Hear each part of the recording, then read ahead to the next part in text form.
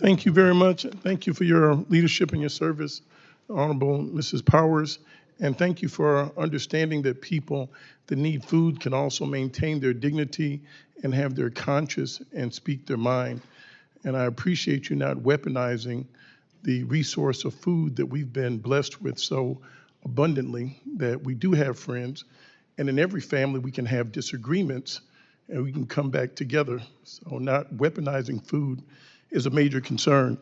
I have a concern about the use of food right now in the Gaza Strip. And are you satisfied with the resources that we have that are going to stop starvation? This is a period of indeed fasting that now has turned into famine. What are the political implications of us not getting food in there that can be unintended?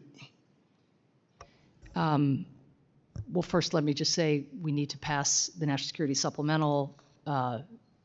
Recall that the 24 budget, which again presumes a National Security Supplemental, does not have in it enough humanitarian assistance to keep us even close to flat. We'd be down 30% from where we were last year and 50% from where we were 2 years ago because of the Ukraine supplementals providing that plus up for the rest of the world.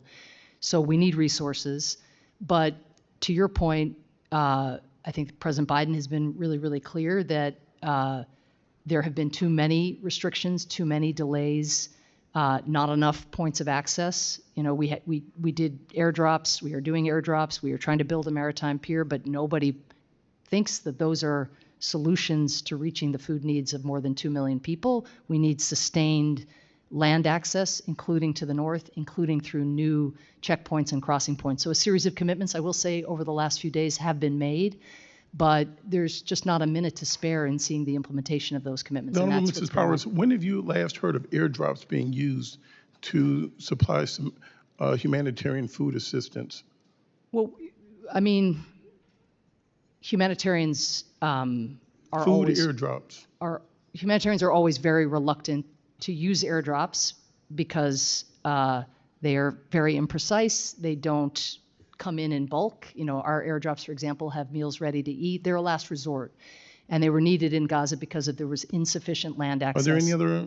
Yes. I mean, we've had to use them in Deir el-Zor, in Syria. I started my career in Bosnia, where they were used in eastern Bosnia because of the Serb encirclement of Bosnian towns. They are used, but they're more expensive, less efficient, less, of course, scaled by definition than what we always need and what people deserve, which is land access, sustained land access, not only to prevent famine, which of course we must do. That's a 5-alarm fire.